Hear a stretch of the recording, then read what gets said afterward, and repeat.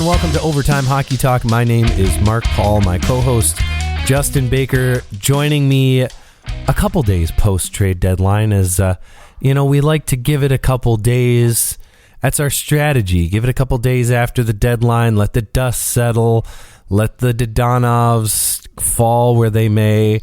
And we'll just kind of break down all these trades. And some players have already played their first game with their new team. So kind of a good time to jump in. Justin, how did you feel about trade deadline day? And hi, by the way. Oh, hi. Welcome back to the great state of Michigan. Yeah. Down in South Carolina. Yeah, a little jealous. No hockey teams down there. They don't even know what it is, really.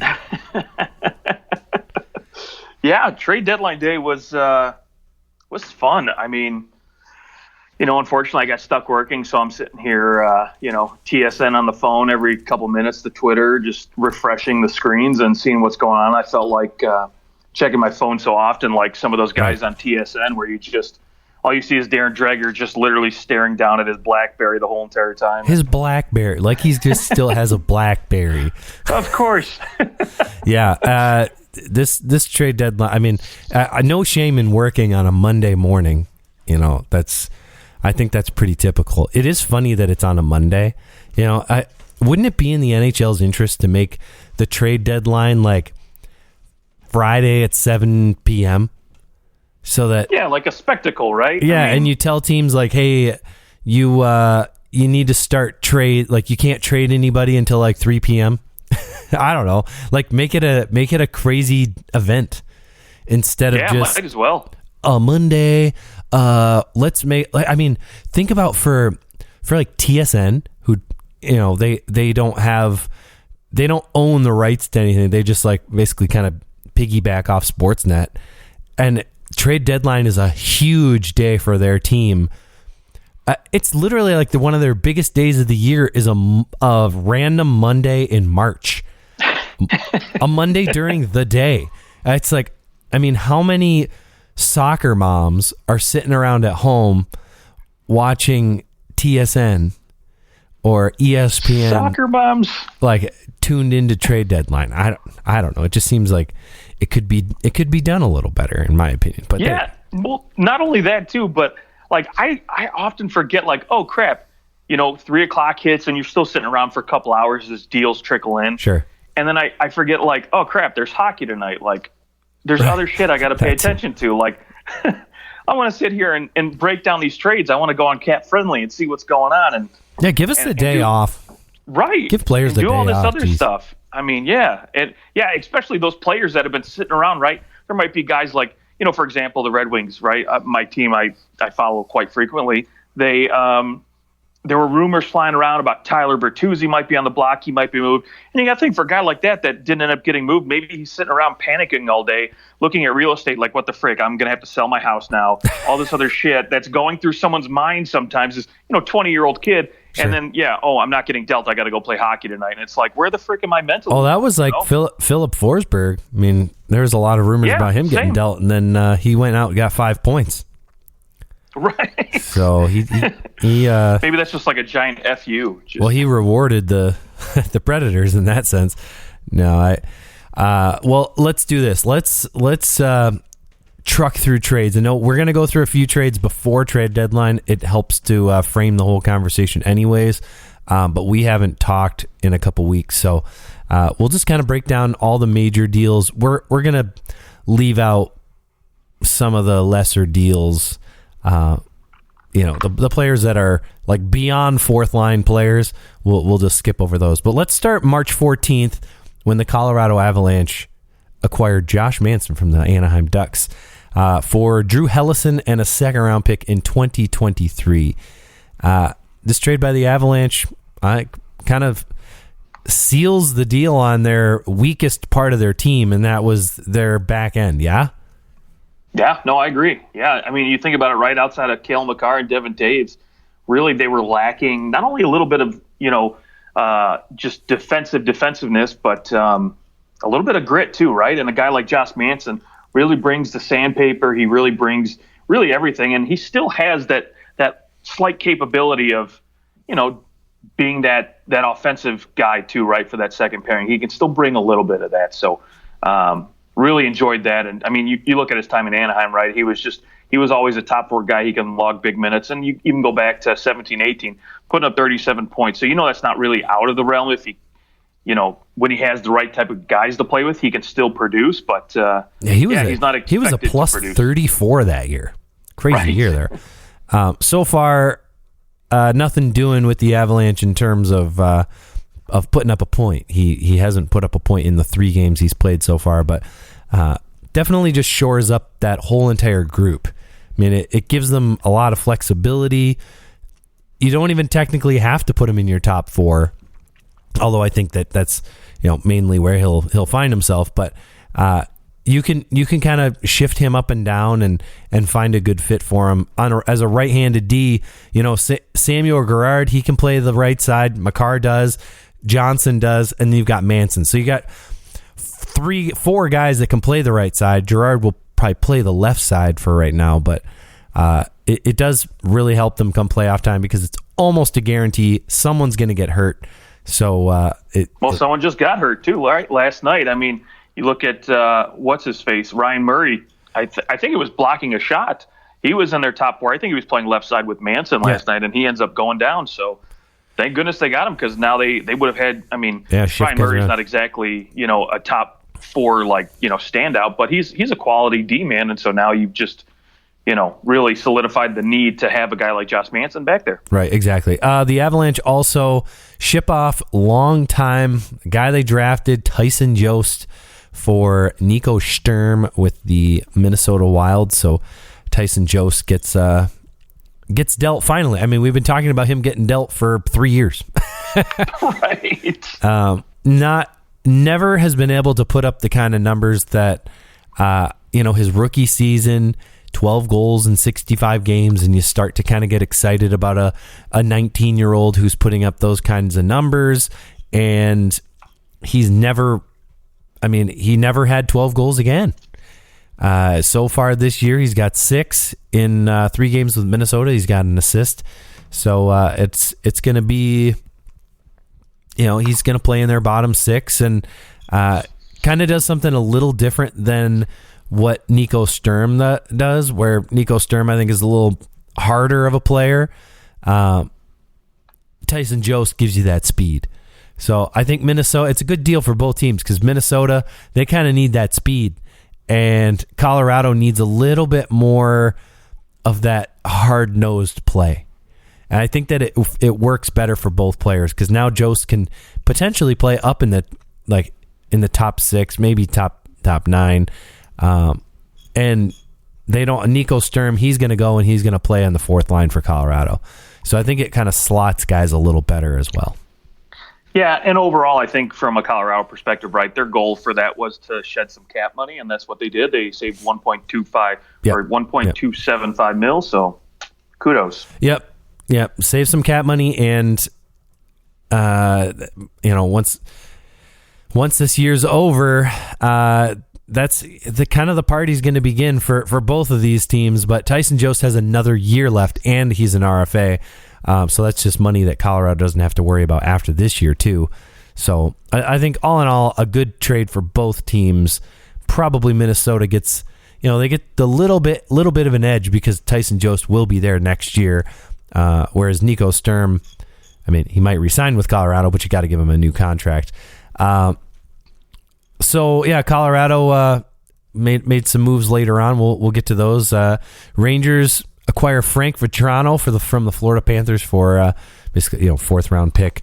Kind of a lighter move, but Frank Vetrano was playing well for the Panthers at one point and just kind of found himself way down in the lineup. And but here he is. He's got 20 points, 11 goals, and for the Rangers, maybe he's exactly what they need to kind of get some scoring in their bottom 6. I mean, in 4 games, he's got a goal. Not anything to write home about. Granted, that is a 20-goal season if you score 1 goal every 4 games, but we'll see how he kind of fits in there. Any thoughts on Frank Vetrano going to the Rangers? Yeah, I mean, listen, we know the Rangers, their right side was a big weakness for them, and so, I have no idea about Capo Caco's injury and when he might be back, but, again, you get an option for your middle six to put on the right side, and a guy who at one point in Florida was putting up 30, 40 points. So maybe you can get a little bit of that spark back, a little bit more juice. And, it just costs you a little bit of cap money. I mean, honestly, let's be real here. 4th round picks don't really turn into much. So really they add a guy who they can put in, at least on their third line on the right wing and provide some depth scoring. Yeah, I mean, if you can find that Frank Vetrano that scored 24 goals just 4 years ago, I mean, you'll be in real good shape if that's what he brings to you. But I mean, even if he's just provides some depth scoring, the Rangers need someone to score for them. If there's a weakness, it's their goal scoring and their depth. Every team has a good first line. The Rangers have that, but the Rangers don't have much beyond that because, hey, some of their draft picks, Kako and Lafreniere, just haven't panned out the way that you'd hope a first overall, second overall pick would, or as quickly as they usually do. So that has hurt maybe what they thought they might have in their top 6, and they've kind of had to piece it together, and I think Frank Vetrano gives some good depth. Let's go keep sticking with the Florida Panthers, who, after making that trade to free up some salary from Frank Vetrano, they go and acquire Ben Sherratt from the Montreal Canadiens for Ty Smilanic, a first-round pick and a fourth-round pick. Your thoughts on what, in my opinion, is probably the worst trade of the entire trade deadline arena. The worst trade, you say, huh? This is the worst trade because the Florida gave up way too much. You're not going to even entertain the Travis Hamonic Ottawa debacle. We can get to that later because that obviously to me is the worst trade. But in the end, it's a third round pick, right? Like it's not much. Whereas, well, okay, I want to hear your thoughts on this deal first. Yeah, I will admit the NHL and a lot of teams had a love affair with Ben Sherratt over what he was able to do in last year's playoff run with Montreal. And I like the guy. I think he's a quality top 4 defenseman. However, is he worth first-round pick? No, not in my opinion. I would never pay that price for a guy like Ben Sherratt, especially a guy who just doesn't give you that offensive production, right? And who hasn't really had, he was good in Winnipeg, really great. Montreal, he was meh for me until last year's playoffs, right? Playoffs looked good. He really brought a lot of grit, a lot of just defensive prowess to this Montreal team that really just shut down some really fast, offensive-heavy teams. Now, again, maybe Florida really, again, this is why I'm not paid to be a GM, but maybe Florida saw something that I don't, that just really fits well with their squad. And maybe, again, too, they wanted some insurance because look what happens, right? Aaron Ekblad goes down with an injury, and we don't know if he'll be back before the start of the playoffs. So all that aside, still, Florida's going to have no issue making the playoffs. And to me, that's not worth even giving up a first-round pick. I mean, yes, it is top 10 protected, but let's be honest, it's just not really something that Florida really should be worried about anyways. No. Yeah, that doesn't matter. But right, exactly. But again, I think giving up 3 big pieces for a guy like Ben Sherratt to me just is a little bit of an overpayment. And yes, maybe you give a little bit more because you're retaining salary.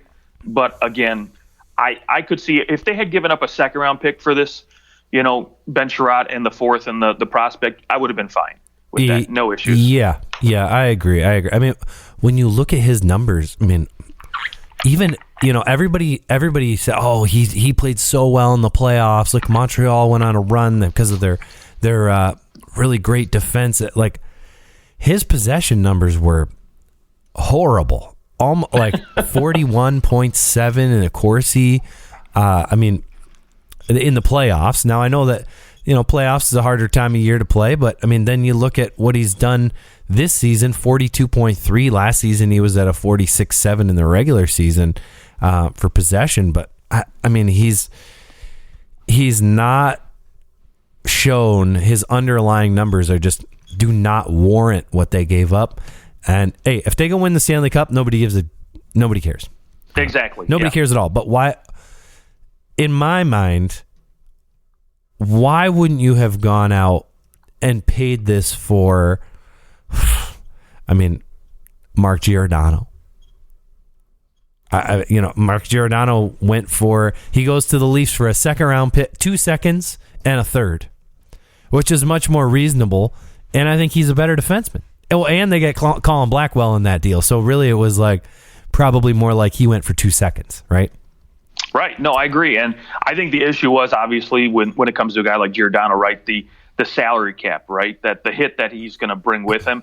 Now you would have to end up paying more to other teams to essentially, take some of that hit and take some of that cap. And, because this wasn't at the deadline and Florida wanted to jump on him quick before another team got at him, that's why you have to overpay, right? A guy like Giordano, Seattle basically could sit around and wait. And I guess, from what I understand, they were basically giving Giordano the choice of where he wanted to go and being respectful in that aspect. So, ultimately, I think, again, I agree with you. I would have rather paid this price for a guy like Giordano. But again, the salary cap becomes an issue because then if you're Florida, you have a harder time acquiring a piece like Claude Giroux. Now, I also wonder, especially now, Aaron Ekblad's down. You look at the rest of your defense. They do get Robert Haig as well. The rest of their defense is suspect. It makes, when you look at their defense, you go, without Ekblad, you wonder, is that a team that could win the cup? I don't know. Does Sherrod help that? Uyghur. Yes. Love Uyghur. I would put him in my top 4 any day, but sure. And it's not that they don't have top 4 defensemen, but they've got a lot of guys that, is Brandon Montour a top 4? Maybe a 4. He's like a 4. They don't have a lot of these 3-2 guys. They've got a lot of 4-5 guys. Sure. Yeah, absolutely. I think Gudas, he needs to be a third pairing guy. Same with Robert Haig, and again. And at least you have the depth of Sherrod. So I mean, I understand now in the situation they're in. I still think it's an overpayment. But that wasn't the case when they paid for him, right? Sure. Ekblad wasn't hurt. So. Right. Well, okay. Nonetheless, I mean, I don't dislike the player. I don't hate him. I just don't like what they gave up for him. Okay. Fair. Okay. Calle Yarncroke goes to the Flames from the Kraken. The Kraken get a 2nd-round pick, a 3rd-round pick, and a 7th-round pick. That is a good haul for Calle Yarncroke, in my opinion. I mean, he's having a nice season. He's got 12 goals, 26 points. For a guy that's never scored more than 16 goals, I think that's a nice haul. And obviously, they see a little more than a guy who can put up points. They see a responsible player, and I think a good fit in Calgary. No, I absolutely agree, and I love Yarncroke's game. I love everything he brings to the table because he has enough offensive ability to justify, being on your second or third line. He brings enough grit, enough sandpaper. He brings enough defensive qualities to where you can basically plug him in anywhere and pair him and, play him against almost any line. And I would be okay with him going up against top players in this league. He's got enough speed. He's got enough, again, defensive abilities to where I think, again, Calgary saw, okay, this is the price we're going to have to pay for a guy like this that I think can really fit well in our system. And again, they're retaining money. So for $1 million, this guy is just worth every penny. Yeah. If you go to Calgary's draft picks for the next couple of years, it's slim pickings. This next draft, they've got a 2nd, a 5th, and a 7th. I think based upon what you've seen in the regular season, if you're Calgary, you have to expect them to go pretty deep, right? And so, you don't care. You don't care. If they go on any kind of run, you don't care. Right. Back end 2nd-round picks. I mean, how many of those guys are NHL? Honestly, especially in a year where within your division, of course, nothing is guaranteed, and there's still very good teams. There are no great teams in the Pacific Division. There's no other great team other than Calgary. Calgary, this season, has proven to be a great team. LA, not a great team. Edmonton, not a great team. Vegas, probably not even going to make the playoffs. So, we're looking at a division that is wide open, which is potentially a berth in the, unless you really crap the bed, it's a berth in the conference finals. Probably you're going against the Avs. And if there's one team in the Western Conference that I would look to and go, they have a shot against the Avs, it's the Flames. Yep, absolutely. So I think the Flames are very wise to see what they can do, especially because you don't know if Johnny Gaudreau is going to be back next year, and there was no way in hell you were trading him. So with this group, this might be your last hurrah, and you see what you can do. Yeah, because I think, again, Sean Monahan, he's going to get dealt this offseason to somebody. Matthew Tkachuk, you still got to sign him. So who knows? Maybe somebody walks in and offer sheets him, and you can't re-sign him. So there he goes. But they would match. I think they would match a $12 million offer sheet for Matthew Tkachuk. I agree. I think, you don't let a guy like that walk, for sure. Actually, I guess if somebody offered $12 million for him, I think I'd take the 4 first-round picks. Rounders? Yeah, I'd take 4 first-round picks. Okay, probably, man, this is like the most lightning move. Just going out and snagging a guy that no one thought was even available. The Lightning acquire Brandon Hagel and a 4th-round pick in 2022 and a 4th-round pick in 2024 from the Blackhawks for Boris Katchouk, Taylor Radish, and 2 first-round picks. The Tampa Bay Lightning just... Oh, we don't have a third line, do we? Oh, we'll go get one real quick. All right, see ya. This is like the Tampa Bay Lightning are like me playing NHL. Like, I'm not going to need those first round picks in 6 years. I'll just deal those too. Like, right. You can stack your team real quick. What did you think of this move for Brandon Hagel? And maybe lump it in there with the other move that they made for Nick Paul, acquiring him from the Ottawa Senators to kind of round out that third line.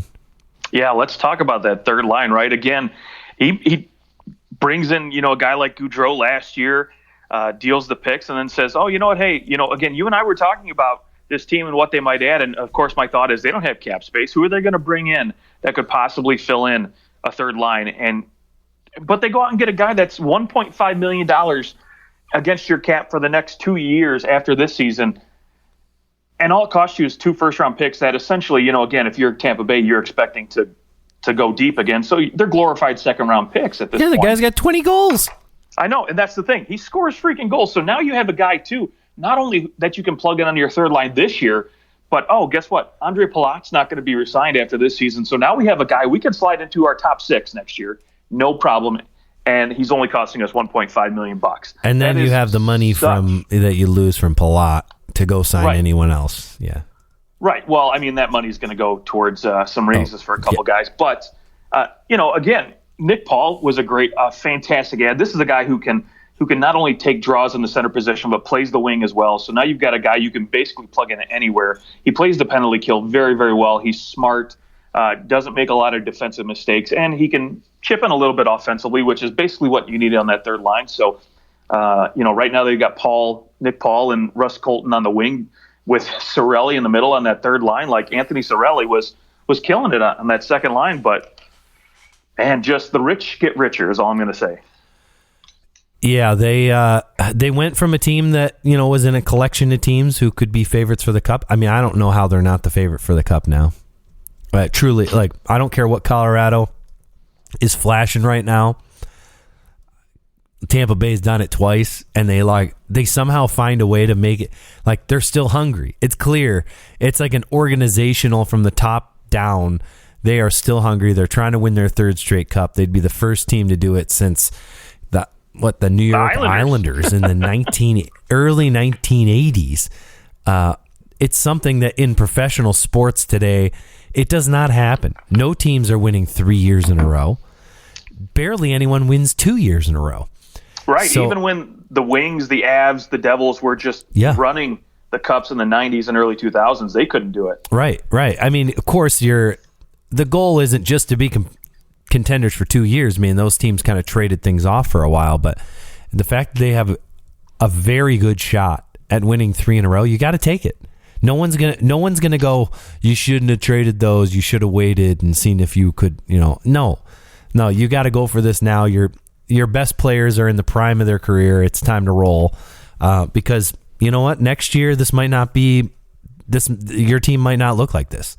The year after, your team, some of these guys might not be here or playing at this kind of level. So I think it's wonderful. I love that they're so ballsy to do something like this.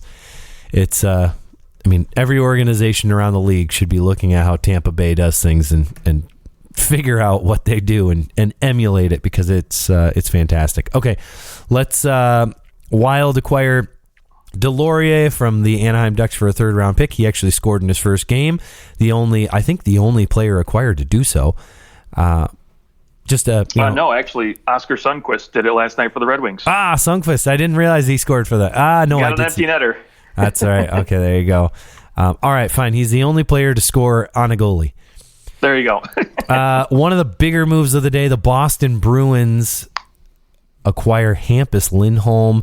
They get their top four defensemen in exchange for John Moore, Vakanainen, or I don't know how you say his name, and a few draft picks. What are your thoughts on this move? Yeah, they had to make this move, right? Because then they went ahead and locked him up for $6.5 million on a big extension there. So obviously they needed another guy on that back end besides Charlie McAvoy, right? And Brandon Carlo, Matt Grzelcyk, they're good defenders, but they're not really like superstar defenders. When you look at the other teams, right, in this division, you look at, for example, we just talked about them, Tampa Bay, right? They've got Hedman and Ryan McDonough, right? Two bona fide top two defenders. And if you're a team like, Boston, that's essentially their window is getting very, very small right now with, Patrice Bergeron and Brad Marchand getting older, and how long are they going to be around? And it's literally like, hey, we need to do something big. We need to do something quick and now. And, again, you look at the price that, Florida paid for Ben Sherrod, and you essentially just look back and you say, okay, cool. We had to pay, a little bit more, but we get a guy who brings you more offensive production, is easily going to be able to play top 2 minutes and bring quality offensive numbers with it too. Well, the fact that he signed a long-term deal right after the acquisition, that makes the extra that you gave up all worth it. You got Hampus Lindholm for 8 years. Granted, maybe the end of those deals, that deal might not. Who cares? You care about the next 3 years. Right. This isn't no longer a rental move. It's a hockey move. Yeah. Essentially. Yeah. And it turns out great for the Bruins. One of the better deals of the day, I think. Very fair, but the Bruins get the best player in the deal, and I think that he takes the Bruins from that team that you went, well, yeah, they go on nice little runs. They're still a playoff team, but they don't have the back end that can defend against some of these Eastern Conference teams. Well, guess what? They maybe do. It's still, I think, a long shot for them to beat either Florida or Tampa Bay round one.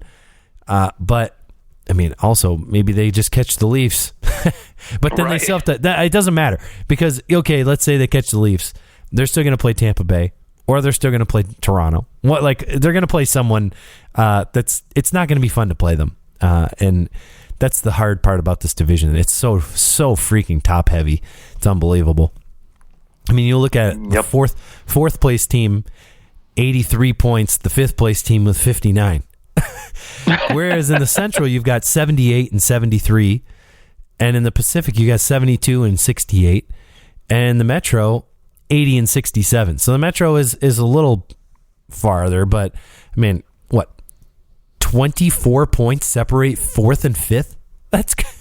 That's not typical from what we see in years past. You don't typically see divisions where the team that, in general is like in playoff contention is so close. Just to give you an idea of last year, the most separation there was between teams, this is in a 56 game season, was 11 points between fourth and fifth place. So to be 24 points apart with games left to go. So this could still be, it could expand, and likely will, because it seems like the top end is far better than the bottom end at this point. The last full season we had in the NHL, 18-19, the most points that separated 4 and 5 was 10. And this year you're at 24. So I wonder. Well, I won't do it now, but maybe I'll dig back and I'll look through years past to see if I can find a greater disparity between 4 and 5. I just found a close one. In 17-18, the Florida Panthers had 96 points. The Red Wings had 73. So there's 23 points. That's pretty close. So, but anyways, we'll get back to trades. Sorry, down the rabbit hole. One of the, probably the biggest name of the day outside of Marc-Andre, Claude Giroux goes to the Florida Panthers along with Connor Bunnaman, Jermaine Rutsov, a 5th-round pick from the Flyers in exchange for Owen Tippett, a 1st-round pick in either 2024 or 2025, and a 3rd-round pick in 2023. What do you think of what Philadelphia was able to get for somebody who was only willing to go one place?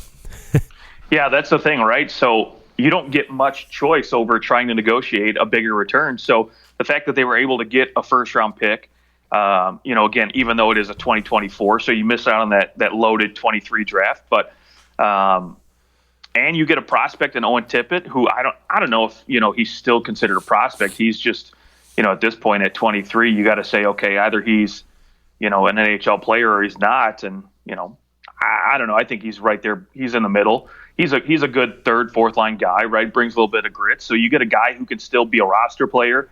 You still get a decent return for a guy like Claude Giroux, who you just basically are paying respects to, saying, here, play your 1,000th game, and then we'll send you where you want to go. Yeah. If go back and listen to our show where we talk about the Panthers, it was our last show. I said there that I thought that Giroux was a better fit for the Panthers than the Avalanche. When everyone was all about him going to the Avalanche, I thought that his style fit better.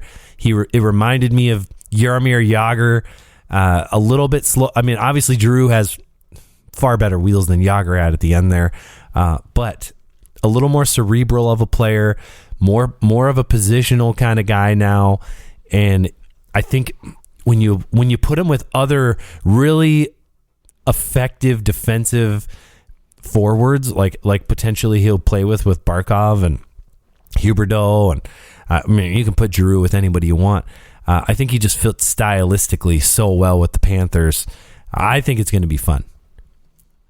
Yeah, he's already slotted on that top line with Barkov, Giroux, and Verhaeghe, so that's going to be a fun line to watch. And then I would love to see.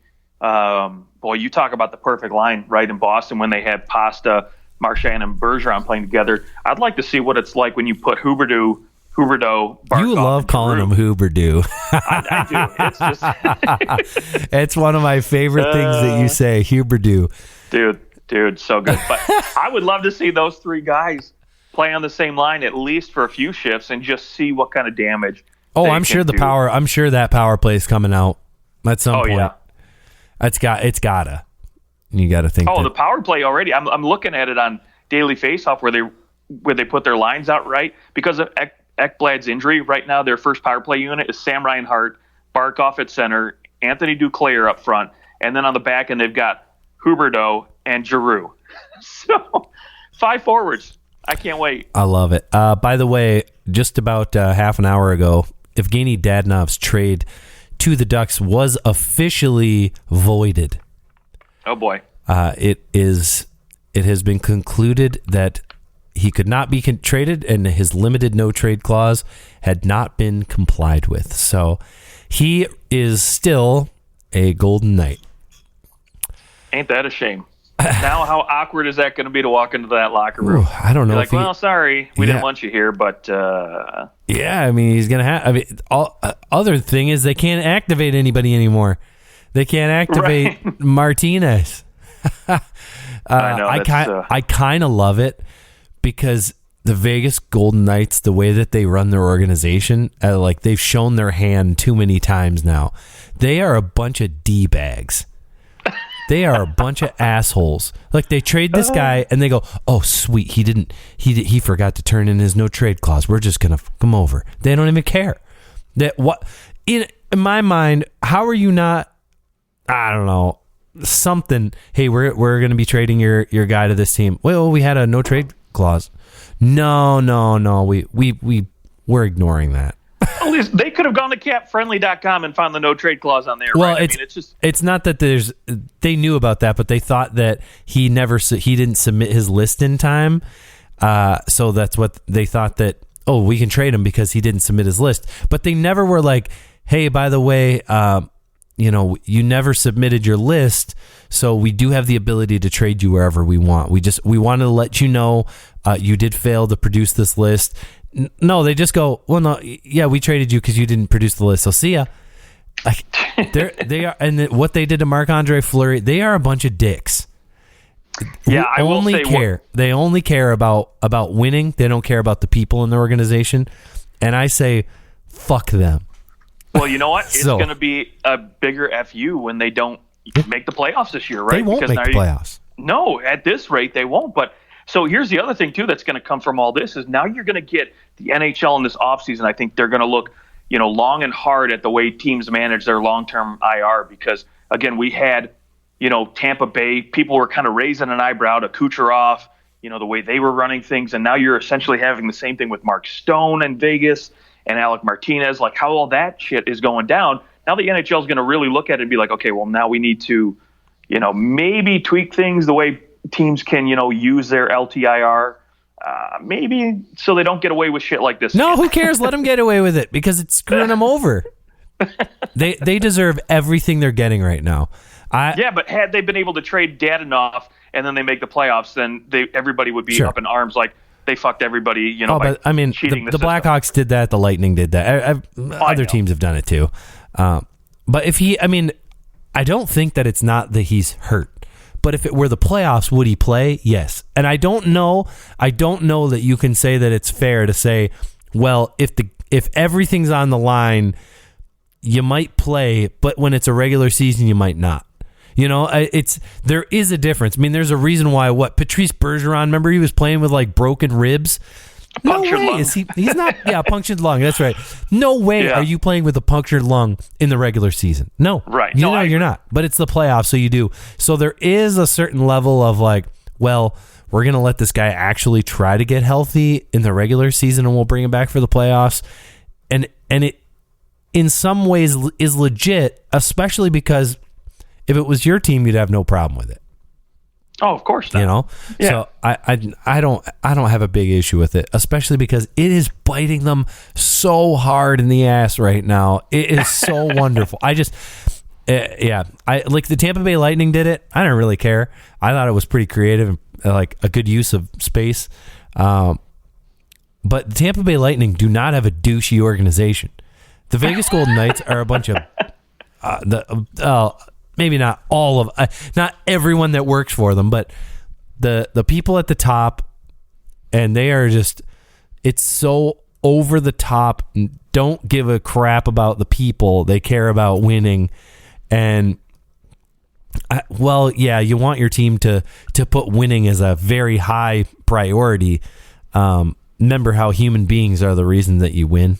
That's anyways. Yeah, I mean, I will say I do like Vegas, but I do think this is karma for the dick move they pulled on Fleury last year. So yeah, this is complete karma. It's unbelievable. I love it.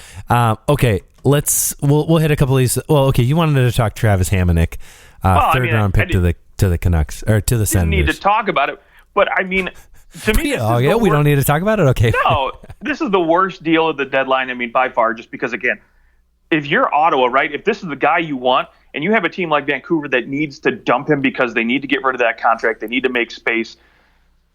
Why give them a third-round pick? You could give them a seventh-round or quote-unquote future considerations, and I guarantee you they would have given you Travis Hamonic. There was no reason for them to give him a third-round pick. Now Vancouver has ammunition to make another deal, this summer or whenever they freaking want to. But, again, it's just something completely unnecessary. It was a waste of a pick. Basically, you're just throwing it in the garbage because Travis Hamonic is not an NHLer. He's maybe a seventh defensive player on your team, and for some reason, Ottawa seems to think that their analytics have proven something about Hamonic that other teams just haven't figured out. I don't know. See you later. We'll flag it. We'll flag it and see what happens next year. I have a feeling you're right. I mean, we all know more than Pierre Dorion, though. Right? The Kings get Troy Stetcher from the Wings for a seventh round pick. I like the move for the Kings, just a little depth move. Yeah, great depth move. This guy can move the puck well. He's a good skater, and now it's proven even more valuable because we don't know if Drew Doughty's going to be back before the playoffs. Womp womp. Okay. Speaking of a third round pick from the Canucks, Travis Dermott goes from the Leafs to the Canucks for a third round pick. Love the move for both teams. Dermott just having a bad season. Things haven't gone well the last year and a half. And you get a third round pick for a guy who you probably weren't going to bring back next year anyways. And he's not rolling the way that he has been. And I think he'll get a new opportunity in Vancouver. Yep. Fresh start for everybody. And again, this kind of gives, ties into that Hamonic deal, right? Again, you got a cap strap team in Vancouver that wanted to bring in a guy like Travis Dermott and wanted to basically, bring in a better defensive player, and Ottawa let them do it. And, Leafs, again, they needed to move some money so they could make this next move. So I like it for both teams. Yeah, the Leafs acquire Mark Giordano and Colin Blackwell from the Kraken for 2 seconds, 2022 and 23, and a third in 2024. I think it's wise when a team spreads out the years that they give up picks in. I think that it's smart. I think it gives you the opportunity in later years to, we didn't give up a second, a third, all in this 1 year. You kind of hang on to what you have. Granted, the Leafs, they have a first round pick, then they've got a third and a seventh. So it's close. And also, if I don't know if Minnesota, their seventh round pick is like conditional right now. So there's a chance that it goes. Their seventh round pick goes. No, it's not going to go. It was for some Brennan Mennel. Do you know who Brennan Mennel is? Never heard of him. He's played 20 games for the Marlies. He's not going to play 30 games for the Leafs this year. I don't think that's happening. No. Overall, this is a great move for Toronto. You have Kyle Dubas, who was outlandish, or not outlandish is not the right word. He was outspoken about not wanting to give up a first-round pick to acquire a defenseman, right? That was his goal from day one. He said it on multiple occasions. Our goal is to add a quality defender, and they get probably, in my opinion, the best defender available at the deadline in Mark Giordano. So you like him more than you like a Hampus Lindholm? Absolutely. Okay.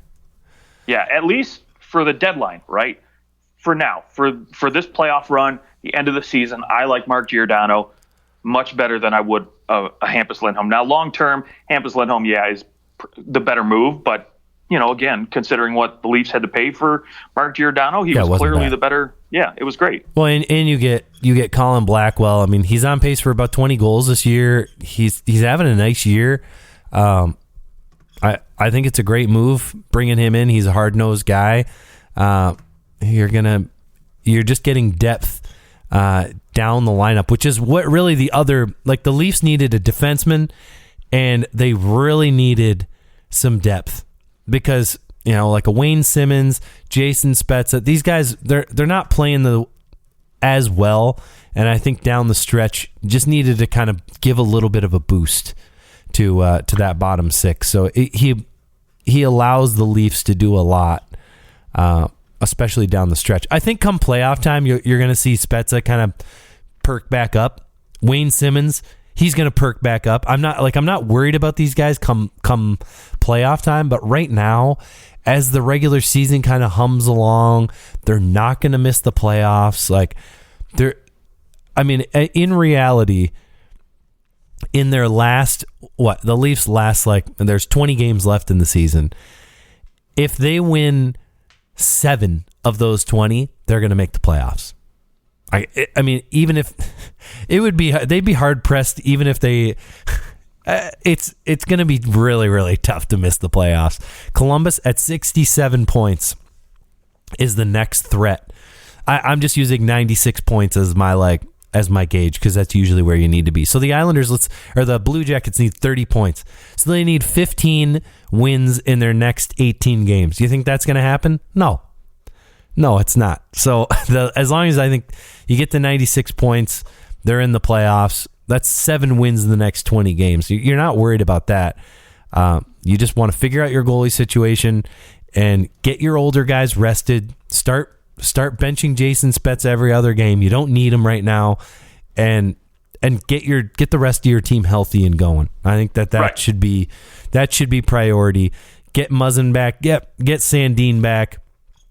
And, last few games leading up, get your team back and play a couple games together and roll into the playoffs, ready to go against Tampa or Boston or whoever it may be.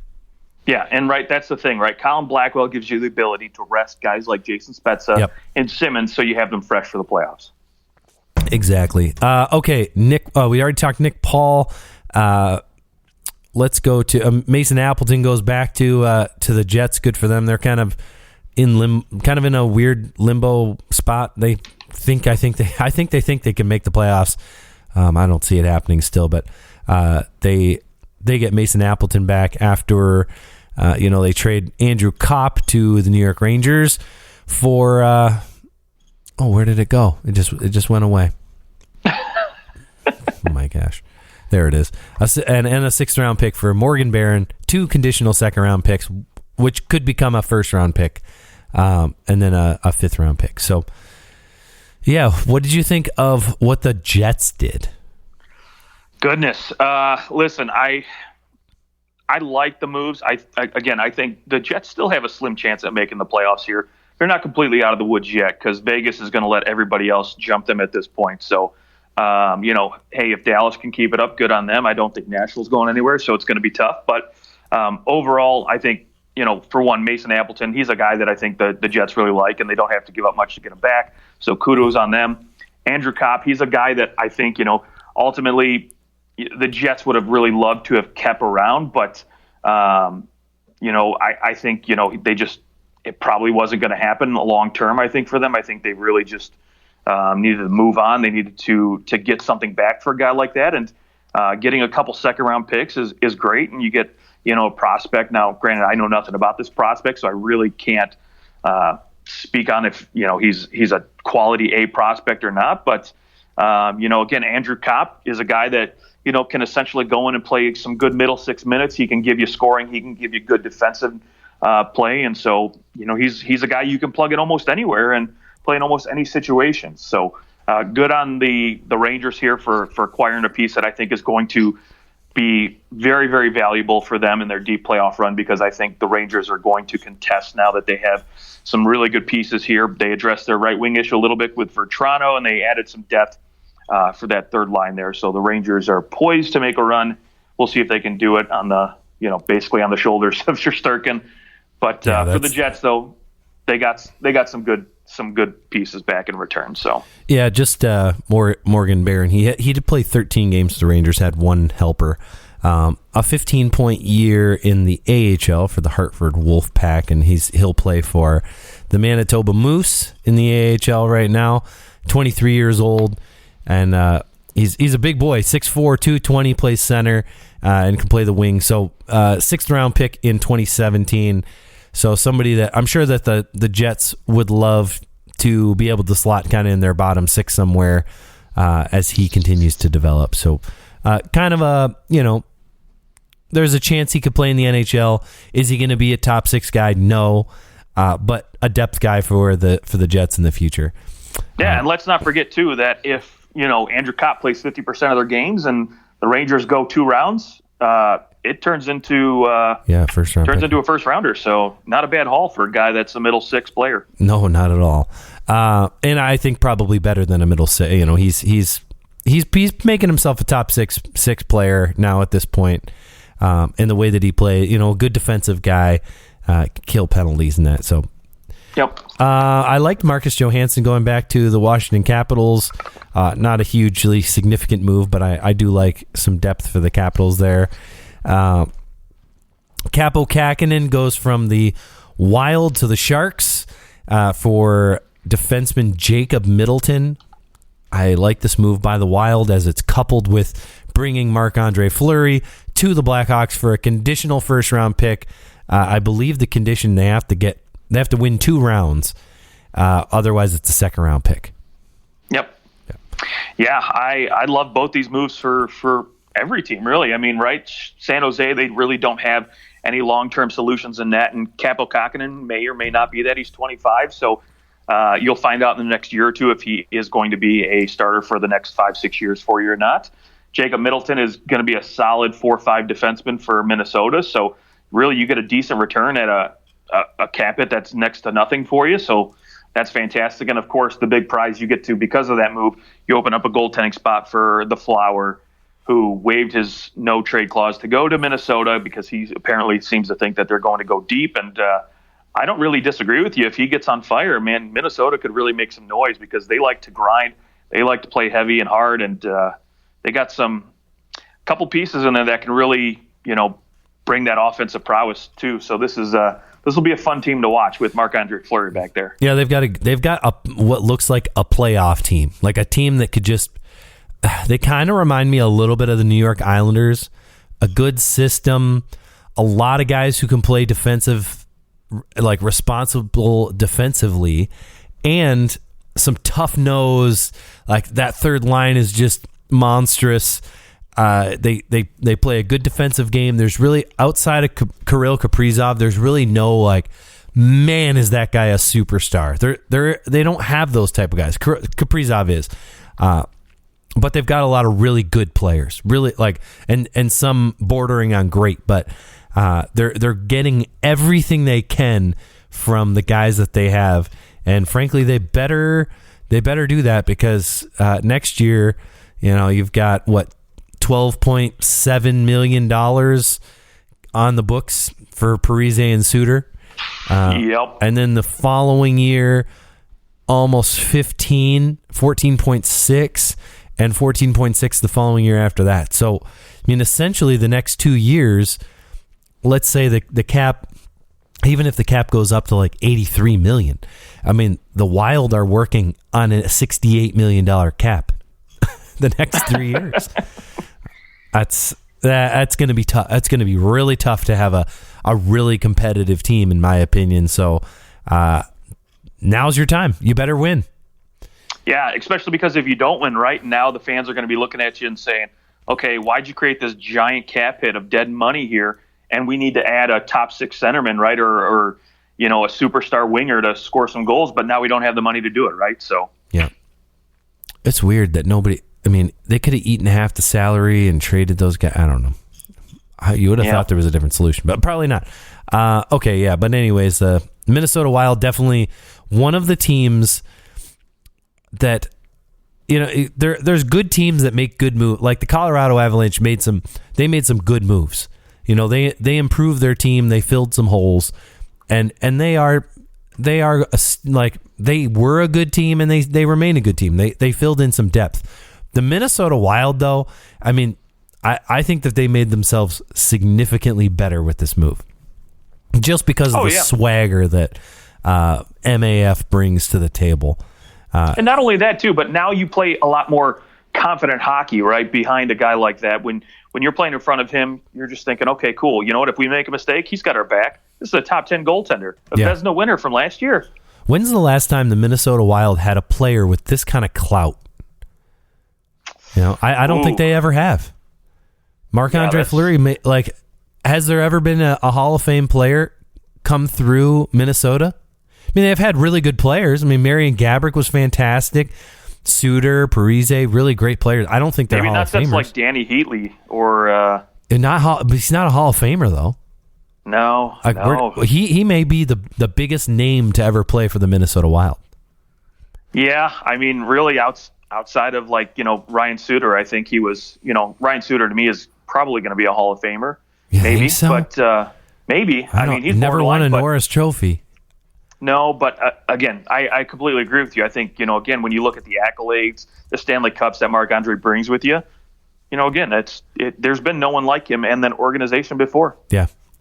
Okay, let's scoot through the last few moves here. The last, I guess, big moves. Nick Leddy does end up moving. We talked a lot about him potentially moving.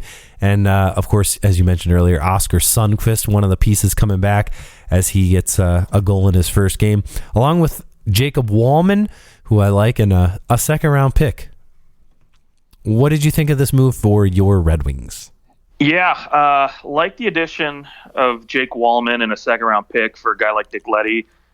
Luke Witkowski, he's a guy who can play on your fourth-line wing or can play, your bottom-pairing defense minutes. He's one of those flex guys, those rarities. He's a poor man's Brett Burns, let's just put it that way. A very poor man's Brett Burns. He's very poor. But Oscar Sundqvist is the question mark for me because, he's got term, right? He's still got another year left, but my long-term thought process is, now you have a guy, another trade, another piece. Basically, you can move next year, you can move in the offseason and get another draft pick because you could essentially get a third rounder for a guy like that yep. who can, play third line minutes. And so now if you're Steve Yzerman, you're thinking, cool, I can hang on to him. He can, give me some minutes next year, or maybe I move him, this summer and I can get something else for him. Yeah. And I mean, what they also traded Nemesnikov, who he kind of replaces in my mind. Like that's a two pretty comparable players. Sure. In terms of where they slot in the lineup. Nemesnikov maybe has a little better goal scoring ability, but he doesn't do much more than that. Kind of a one-dimensional guy. Sure. Which he goes to the Dallas Stars. So the Red Wings just kind of scooping up picks along the way, eh? Yeah, why not, right? And I think Yzerman's at the point now where he's going to stop acquiring picks. I think you almost need to start making some hockey trades at this point to bring in players because the Red Wings do have a lot of unsigned draft picks now. So really acquiring more draft picks is going to be difficult. And so I think you might see Yzerman make some bigger moves this summer to move out some of those picks and prospects to bring in bigger name guys that they maybe can't sign in free agency, et cetera, et cetera. I like it. One of the bigger moves, an actual player with term, Arturi Lehkonen from the Montreal Canadiens in exchange for Justin Barron and a second-round pick going to the Avalanche. So the Avalanche, again, another move to just kind of round out their top nine. Yeah, quality player. If I'm not mistaken, though, I don't believe he has any terms. No, so he doesn't have term. Yep. Okay. Yep, I misspoke. Yeah. But still, you get a guy who can play in your top six on your second line, and if needed, maybe move down to the third line. But listen, he's a guy that brings quality play at both ends of the ice. So so you can move him, and put him on the second power play unit. You can put him on the second penalty kill unit if you need to. And again, he has the pedigree to go along with it too. Have a deep playoff run last year with Montreal, he knows the grind it's going to take, and so brings a little bit of that to Colorado. Absolutely, and you're right. He doesn't have term, but he is an RFA. Right. So yeah, he will be around. So he's protected in that way. Can't go anywhere. And that is especially important when you consider like Andrei Burakovsky, Nazem Kadri, Nichushkin. I don't think maybe none of those guys come back next year. I mean, they do have a good bunch of cap space next year, but they're probably not signing anybody to beast contracts because of Nathan MacKinnon's contract coming up. You got to plan for that. I imagine that on like July 1st, Nathan MacKinnon's going to get $12 million or something along those lines, right? Like he's going to get Marner, Matthews. How is he not? Unless he's willing to take a big discount, and that's why he's not taking a lot of money. You have to think he's going to get $10 million minimum.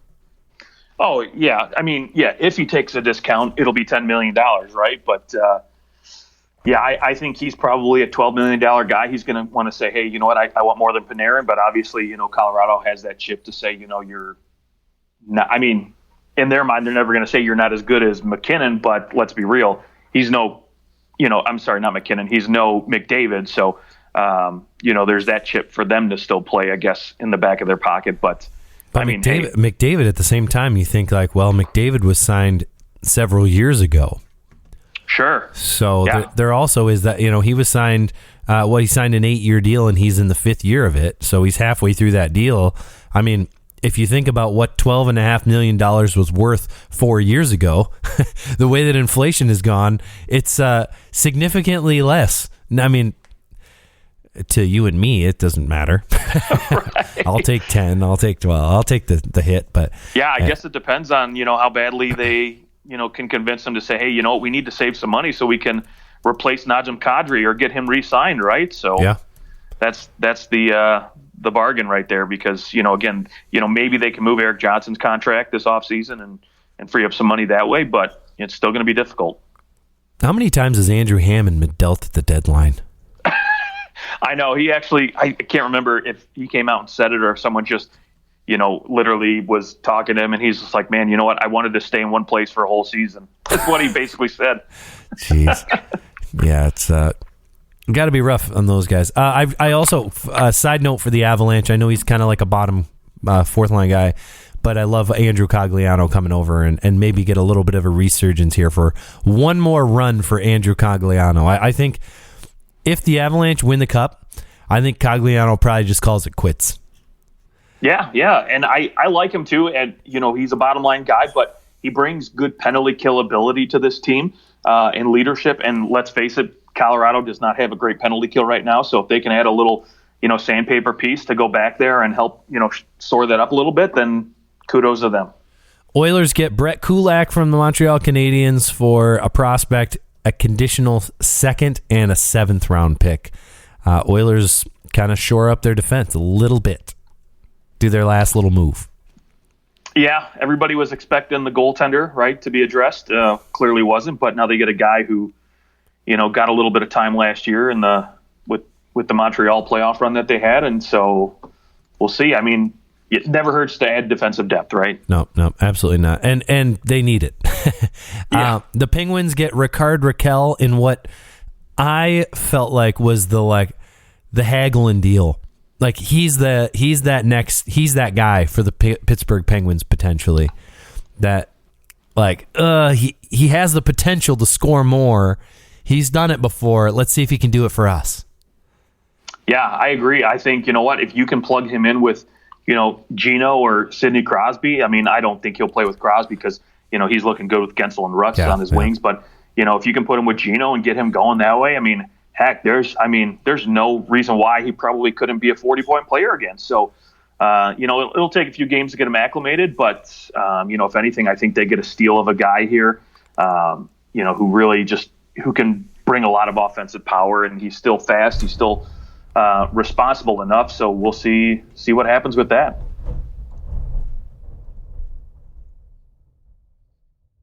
Oh, wow. I think a lot of thunder just happened. Yeah, Could you hear that? I heard that, yeah. And, I don't know if you've heard it too. There's been some going on in my neck of the woods right now, so that's been fun to listen to in the background. But I wonder if it just hit my house, because that was loud. That was loud, yeah. I feel like it was across the street almost. That was weird. Tyler Mott goes to the Rangers, a decent little pickup from the Canucks. Really the only move the Canucks the Canucks didn't do a whole lot, and they could have done more. We all talked JT Miller and all that. They don't end up moving him, but they move Tyler Mott out. I think they're still there's still hope for the Canucks that they make the playoffs, I think. Yeah, I mean, why wouldn't you, right? And 5 points out. Why wouldn't you give it a go, give it a try? Because I am still kind of shocked, though, that really we didn't see a Brock Besser move here. I was kind of hoping for a bigger piece. But again, that kind of goes back to the thought process that, hey, we're still in it, right? So don't get rid of this guy. I mean, he's an RFA, so they don't have to move him. Maybe they just didn't get any deals that they liked. But, if I was Vancouver, I think I would have just tried to get as much as possible, because when teams get desperate for scoring at this point, there's not too many guys like, Brock Besser that come about at the deadline. So You probably could have got maybe a little bit more. Yeah, I think, though, that Besser maybe they evaluated it and they said, this would be dumb to trade this guy. We can get him going again. Yeah, maybe. That would new be coach, my assumption. Right? Yeah. Just start a whole new season with a whole new training camp, and maybe we get him going again. Yeah. So, yeah, I agree. Okay. Max Domi, probably the last, just kind of that one that slipped in the last minute. Max Domi goes to the Carolina Hurricanes along with a prospect from the Blue Jackets in exchange for a defensive prospect.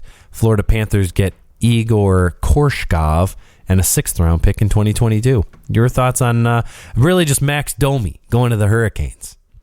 Yeah, I really like this acquisition for Carolina, right? And of course, right after deadline pass, we see them sign Kokit and Niemi to a long-term deal, and I think Max Domi is a guy who can add a lot of depth to this team that is already just, again, like Tampa Bay, right? You try to think about how they could possibly add and get even better, and now they add a guy who can not only play the wing but plays the center position very well.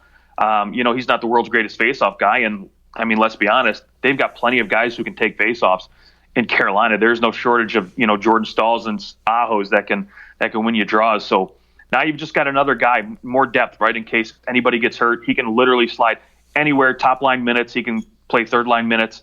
So you've got such flexibility with a guy like Domi that's going to basically cost you a little over $1 million to play, and you really don't have to give up a ton for him either, which is just surprising, right? They have to give up, a good prospect. Prospects, yeah. But really, I mean, I look at a guy like Korskov from, Yurgo Korskov playing in the KHL right now. There's rumors going around that he may never even come over to the NHL. So right. It's a cross your fingers and hope maybe someday he does. Right. Yeah. So you give Columbus gives a 6th-round pick to Florida for keeping some money, and Florida and Carolina or Columbus gets themselves a decent prospect. So if anything, you know what? I think this is just a home run for everybody because really Max Domi wasn't going to re-sign with Columbus. So you get something while you can, and Carolina gets themselves a heck of a player. Who are you most disappointed with on this trade deadline day? Most disappointed with? I think if I had to say most disappointed with, man, I hadn't really thought about that. But I think I would probably say Buffalo and Detroit, and I only say that because I would have liked to have seen them use their cap space a little bit more to help, broker some deals to acquire a few more picks. Yeah, we didn't see much of that. We didn't see nearly as much. For example, like there was a guy, PK Subban was a guy I expected to move out of New Jersey, right? Because clearly they're out of it. Right-handed defensemen are a premium and, always coveted. Clearly a team like Buffalo could have brokered a deal to keep some of his cap hit and help the team acquire him. But really, other than that, I think, and again, it's not necessarily a big disappointment that they really couldn't get it done. But I think other than that, I would probably look at maybe a team like the Islanders that really didn't do much. And they're basically saying like, hey, we went out and re-signed Zach Parise and Clutterbuck. And I think right now they're saying that they still think they can be competitive and play in this league. And yes, they're 7-2-1 in their last 10, but to me, I just don't think that they're a playoff team, and I don't think next year they're going to get back into form. So, why keep Varlamov around? Lou Lamoriello disagrees with you. I know. He absolutely severely does. He believes that this team, this is a blip. This is just like a weird season, and it's happened before. There has been seasons where really good teams miss the playoffs. They come back the next year, Tampa Bay Lightning or one, and they do well. So sure. I get it. Like, this team's so old that at this point, whenever you decide that, okay, this isn't working, it's all coming down. And I think this group does deserve one last shot at it.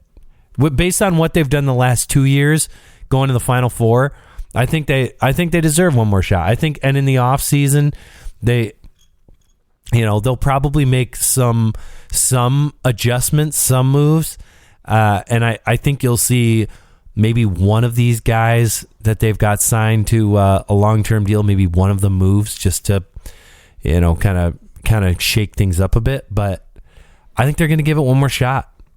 And I think they probably should, because the other option is to just tear it all down and then you're back to square one. So I understand not doing that. Yeah, I mean, clearly that's the thought process, right? When you really don't make any, big moves and don't unload your pieces, right? Well, you could have traded Andy Green or Zdeno Chara. Right, sure. Yeah, absolutely could have, and they didn't. Maybe that's just out of respect for, some of those guys to say, you know what, hey, if you don't want to move, we're not going to move you. Yeah, that's true. If they say they don't want to go anywhere, then there's no point in trading them anyway. Yeah, I mean, let's. I don't want them if they don't want to go anywhere. Right. I think outside of that, really, I would have to say too, maybe, I'm I'm a little upset that Ryan Getzlaf didn't get moved because I would have liked to have seen him go to a contender. But again, that's another respect thing, right? Right. Yeah, that's a respect thing for a guy who's won his cup that maybe like, I don't want to go anywhere. But I got to tip my hat, though, to Anaheim and Seattle for, making some moves and acquiring a lot of valuable pieces to their rebuilds, or not necessarily rebuild for Seattle, but their continued build. So, again, tip of the cap to those guys. I was just disappointed with the Washington Capitals. I feel like the Capitals are in this spot where this is kind of it. Like, their team is getting old. Their core is like older than the Islanders here, and it seemed like they could have done something to give their team a boost.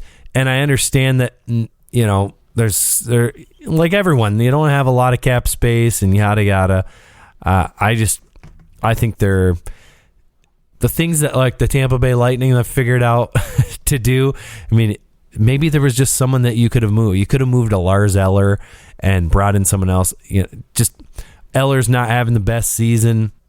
I think you could have. I don't know. There's options out there, and it just felt like they didn't make really any significant moves. Marcus Johansson, yeah, he's a nice fourth line guy. Is he going to win you a playoff series? No. So that would be my gripe would be with the Washington Capitals.